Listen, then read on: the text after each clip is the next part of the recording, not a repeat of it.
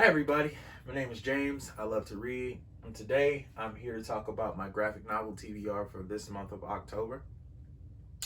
And without further ado, I'm gonna go ahead and get started. First up, X-Men: God Loves, Man Kills. Um, I have a lot of feelings about this book. I remember when I read it a few years ago and I wasn't a fan.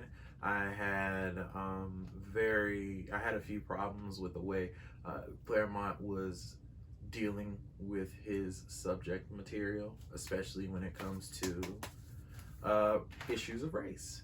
And yeah, I want to see if I still have those feelings. I want to refresh myself in anger a little bit. I don't know. I do love the X-Men. I'm an X-Men fan. I haven't read a lot of Claremont stuff, but this was one of the first things I ever read. Probably not the best thing to hop in on, but hey, here we go. But yeah, I'm excited for God Loves, Man Kills. I want to see how I feel about it now. Next up is Batman and the Outsiders, Lesser Gods, Volume 1 by Brian Edward Hill, who is also a St. Louis native. This is one, I remember this being one of the best Batman books at the time that it was coming out. I was very excited for the group dynamics. I wasn't At the time, I was very shaky on Batman, and I was almost done and I was about to wash my hands with him. But Brian Edward Hill made me stay. He made me stay because of the characters, his storylines, his interesting ideas. He and Dexter Soy just tore it the hell up. They did a great fucking job with what they had. And Brian Hill only stayed around for, I don't remember how many issues, but it wasn't very long.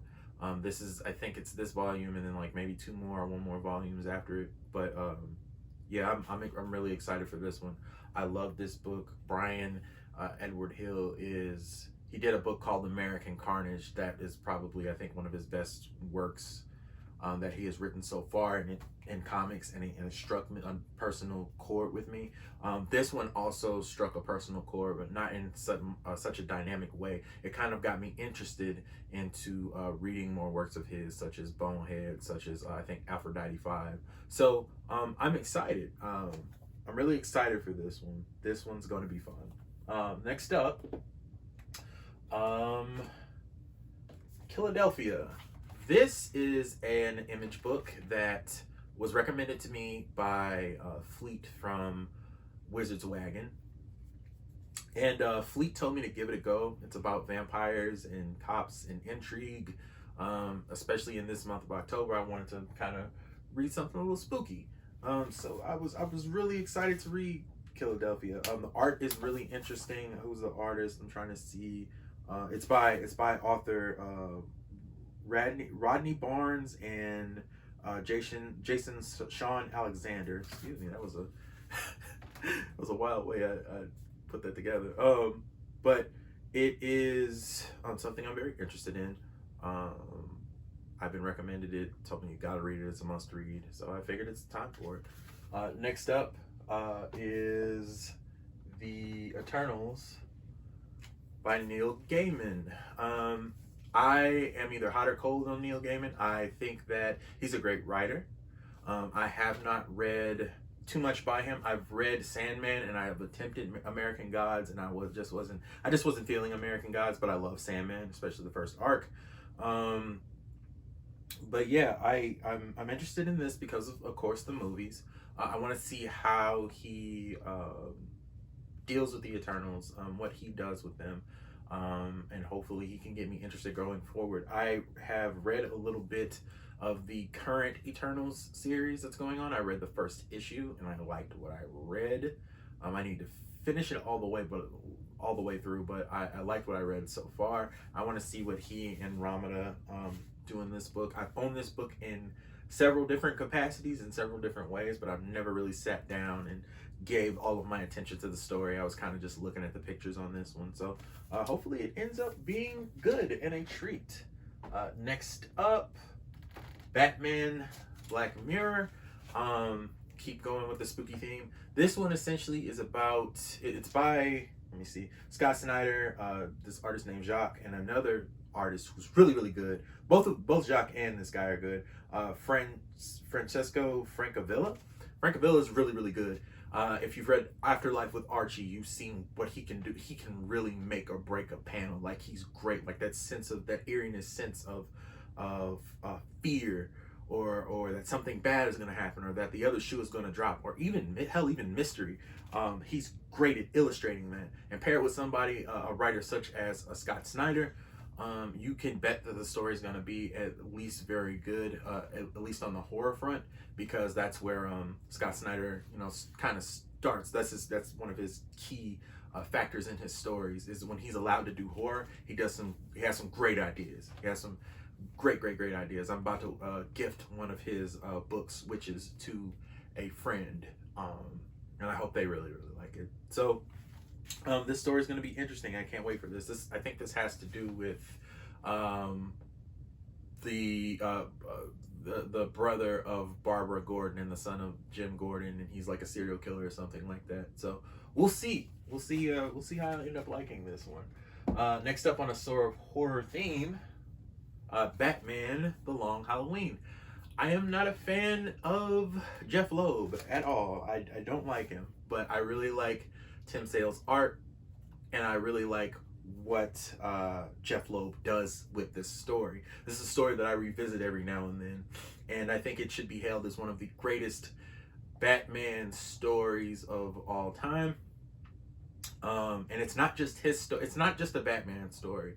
It is a Harvey Dent story as well, and as well as like there are some Jim Gordon parts in here as well. Like, and it's kind of about the relationship between Batman and Two-Face and Gordon a little bit, and it's so interesting. And Catwoman too. It's a very interesting story. I really want to revisit this one and read this one. I haven't read this one in a minute. But every time I come back to it, I'm just wowed. So, yeah, hopefully I can get to a review on that one. I really enjoy that. Next up, Superior Spider-Man Volume 3, No Escape. This is more of a nostalgia reasons for me. This contains one of the issues that got me serious about reading comics. Superior Spider-Man issue 13. Which I'm very I'm very excited to read again. This whole arc, this whole piece of the Superior Spider-Man story is my favorite. You get to see, okay, so essentially, spoilers, essentially the story of Superior Spider-Man is, what if Dr. Octavius well, he does, no, it's not a what if. Dr. Octavius took over Spider-Man's body. And so he, as Peter Parker, starts doing some really interesting, crazy shit. Like, it ends up being really cool. Like, Spider-Man almost like a attack robot, and he goes to damn town on the Kingpin's piece of Hell's Kitchen without injuring any civilians, but he straight up goes in there and just decimates the whole fucking block. Like, he shows up in his robot, and he has these mercenaries with him. I think he calls them the Spider-Man or something like that. And they just level the whole damn piece of town. It scared Kingpin so much to the point Kingpin was like, yo, like, this isn't Spider-Man. And I don't know who the fuck this is, but we gotta get out of here. Like, it's fantastic. It's wonderful. It's a wonderful story. Wonderful piece of a story. And I'm so excited to get back into it and review that volume. Lastly, Icon by Dwayne McDuffie, M.D. Bright, and Mike Gustovich. Milestone Comics holds a special place in my heart, and a lot of the Milestone stuff was before my time, but I'm so happy that, like, Dwayne McDuffie opened up a place for Black people and other people of color in the comic book industry, which is a was a white dominated industry mostly. You weren't having a lot of black characters show up, and if you did, they weren't being written by black people a lot. And Dwayne McDuffie helped change that narrative. And he made so many interesting characters. One of the most interesting characters he made, well, one of the most well-known characters, all of his characters are interesting to me. He made Static Shock. He made Icon here. He made Rocket. He made Hardware. He made Zombie. He made a Blood Syndicate. He made a lot of very interesting books which were talking about the issues of the inner cities and issues such as racism and all of these different things. But it was a take from a person who was affected directly by those different issues, by black people, by people of color, by the affected parties, which is something I find in comics, especially when there are people of color characters written by white people. They are written from a very specific stance and not of an understanding from people who are inside and have to deal with racism and sexism and homophobia and all these different things from those, even homophobia as well, from those different communities. It's always white people talking about those issues and translating them to like their perceived predominantly white audience. And McDuffie knew his audience here, and he's done some very great writing. So I just wanted to get back to that. Essentially, Icon is Black Superman in the Dakotaverse. He landed here from his planet, and the first person who touched his pod was a black person, and he became a black person. He lived as a black man for like 300 years, I believe, 200 years. And like he lives in this mansion in this community, and Rocket here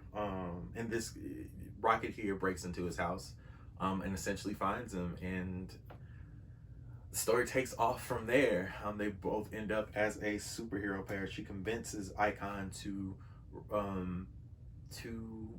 fight crime and help the community. Like, it's a very interesting, heartwarming story. Also, both of these two are kind of politically on the different sides of the spectrum. So it's also a very interesting dynamic to their relationship as well. So, I can't wait for this one. This one might be a first. This one might take precedence over everybody else. Or I might pick Brian first. I don't know. Either way, I'm very excited for this graphic novel TBR. Again, I can't promise I'm going to review all of these, but I am stoked to revisit them. So this has been James. I love to read. Everybody, have a great day.